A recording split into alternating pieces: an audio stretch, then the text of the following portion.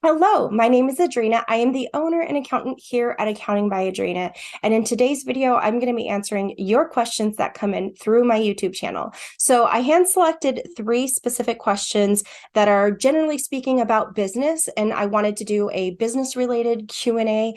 And I do see that there are a lot of questions that come in regarding QuickBooks, self-employed, online version. And so I want to do a separate video for QuickBooks Q&A. And so I'm really excited about this. Go ahead and hit that like button. Make sure you're subscribed to my channel. If you have any questions regarding follow-up to these answers that I'll be talking about in this video, go ahead and write it down in the comments below. I also wanted to mention that I have a weekly newsletter, so make sure that you're subscribed to that. That link is down in the description box below.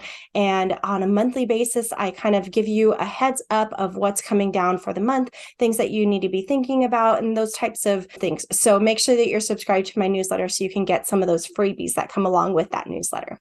All right, well, let's jump right into the first question. This first question came in from SS, and they say, I have a question. When you have an LLC, but you're the only employee/person of the business, does that make the person a sole proprietor? So first of all, I just want to step back and make sure that we're talking the right terms. So when you talk about being an employee, that is a specific designation that you're going to have already created with your state. And so if you're an employee, you're getting paid on payroll. Now, if you're not doing any of that, then we can answer this question. So we're talking specifically to people who are not on payroll, who have a limited liability corporation or an LLC, and you're the only person running the business. So when I think about this, I often go to the IRS's website because they have a lot of resources available to people specifically in your shoes. And I'm definitely one of those people. I'm definitely one of the people that has an LLC, but I am a sole proprietor. So let's just backtrack and get the information from the IRS's website. I'll go ahead and leave this link below in the description box as well. So let's just get a definition first. A sole proprietor is someone who owns an unincorporated business by himself or herself. So the answer is yes. However, if you are the sole member of a domestic limited liability company and you are not a sole proprietor, if you elect to treat the LLC as a corporation. So again, that would be a separate type of business designation that you would have already initiated along with your state and with the IRS. So if you have not done any of that, then you are a sole proprietor. Now, the website that I'm going to be linking below has a lot of resources available for sole proprietors, and I would highly encourage you just to browse it. It's pretty quick and simple to understand. And again, I just want to kind of give the IRS's website a shout out because they do have a lot of resources available. And, you know, if you do have a question related to that, go ahead and leave it down in the comments below, and then maybe I can help you out with finding a link from the IRS. So what types of businesses are in this designation, like a sole proprietor who owns an LLC? So I'm going to just throw out a few examples. That doesn't mean that they are specifically a sole proprietor, and it doesn't necessarily mean anything beyond. These are just examples of people who might be a sole proprietor who has an LLC. So for example, accountants and bookkeepers, and especially like if there's a CPA who is operating on their own without a business attached to them, like without an office, but they're just kind of like doing what I do here at home, then they would be considered a sole proprietor of an LLC. Now, there's also photographers, website designers, brand experts, consultants who specialize in a really specific field. So they kind of go from one business to the next, kind of consulting on whatever field that is. You might have a plumber who is in this designation, an electrician, personal chef, maybe a personal cook. So all types of fields out there that might be related to this specific question. All right, let's move on to our next question. All right, our next question is kind of like a multi-part question. It comes in from Erica. She says, how does a beginner find a trustworthy accountant? Do I have to have one for my small business, or do accountants offer assistance as well as services? Is paying someone for a consultation advice normal. What about the rates for accounting services? Now, I'm not going to answer that last question because it's really dependent on area, expertise, longevity, like degrees. Like there's a whole ton of things that can come in to that service or the rates question. And I would just say if you are looking for a specific rate, kind of get an idea of multiple people who can help you and line it up that way. So let's backtrack that first question. How do you find someone who is a trustworthy accountant? Now, I know this is like top of mind for a lot of people, and especially when it comes to your finances or your business's finances, it is really hard to kind of put your stuff out there and trust someone with that information because it is highly confidential to you. It is highly personable, and that's the case for everyone. So I just want to acknowledge that right off the bat. It is definitely something that is really hard to do.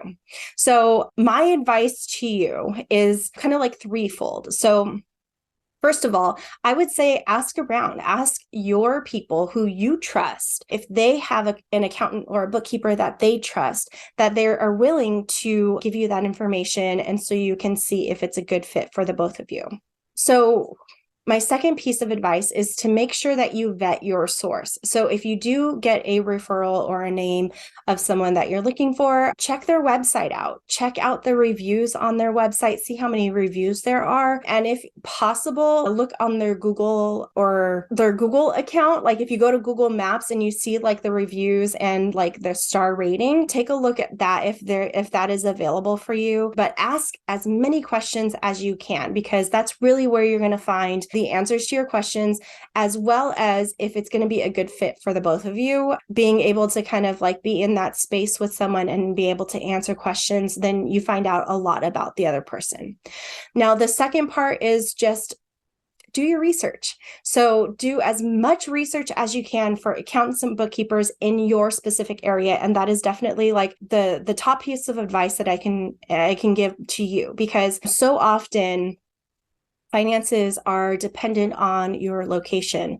And so I would say like in your city, like you just want to search in that area. It doesn't make a lot of sense for someone to hire an accountant or bookkeeper who is not based out of that area. Let's say I am looking to hire someone, I'm in California, Los Angeles, and I hire someone from Washington. Like that doesn't make a lot of sense because they don't have the same understanding of California laws, of Los Angeles laws, state, local, all of that kind of stuff. They don't have that same kind of understanding or experience. And so you just really want to make sure that that person is specific to your area. Now, third, you can do a trial period. And this is kind of often what I do with clients as well. Like if this works for the first few months, then let's just talk about like moving forward on a long-term basis. I understand that there's that kind of sensitivity with financial information for a lot of people.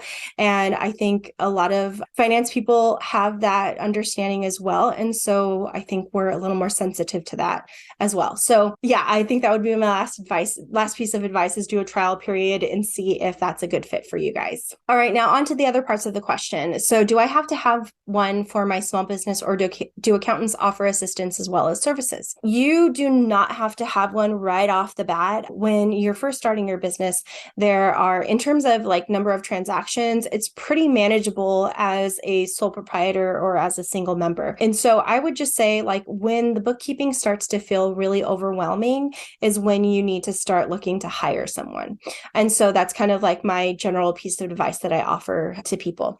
Now, is paying someone for a consultation / advice normal? Yes, it is absolutely normal, 100%. I would actually encourage you to pay someone for a consultation or advice. I know a lot of people out there advise of like asking someone to coffee or lunch and picking their brain. I'm not necessarily going to be saying that as my advice, because I feel like as someone in kind of like that similar position, I feel like my time is so limited and I want to make sure that I'm focusing on my clients who are paying me.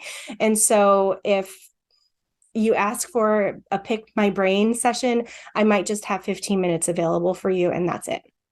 So that's kind of like how I would approach it. And that's just my personal thoughts as far as like consultation, paying for consultations. All right. So that's the end of the second question. Now let's move on to the third question. She says, I've watched videos about your entrepreneur journey. Is it normal to take an extended amount of time to figure out the nitty-gritty of side hustles, small businesses, like 6 months to a year?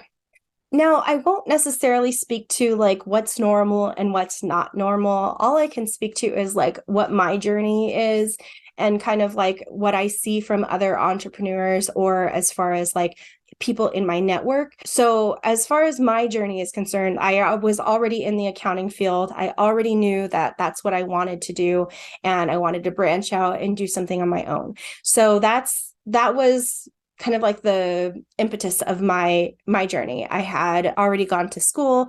I already had my degree. I already had years of experience. So I was just looking forward to the time that I can just do my own business. And it's amazing once you get to that point where you can start thinking in terms of what do you want to do. So what I would say is if you are debating between like which side hustle to do, I would just say, just do it. Just jump in and just do it. So I feel like a lot of people can get stuck in this, is this one better or is this one better? Should I do this or should I do that? And there's a lot to be said about taking a risk. So just take that step and just do it. The best advice that I have received for myself as a perfectionist is to just get started. And, like as a person who wants to wait until everything is perfectly lined up and everything is just, okay, I can do step 1, step 2, step 3, step 4. I feel like there is something to say about planning. And you guys know that I love planning because I do it often. But there is something to say about planning and there's something to say about execution and risk. And at the end of the day, this is your life. And today is also the day that you get to enjoy.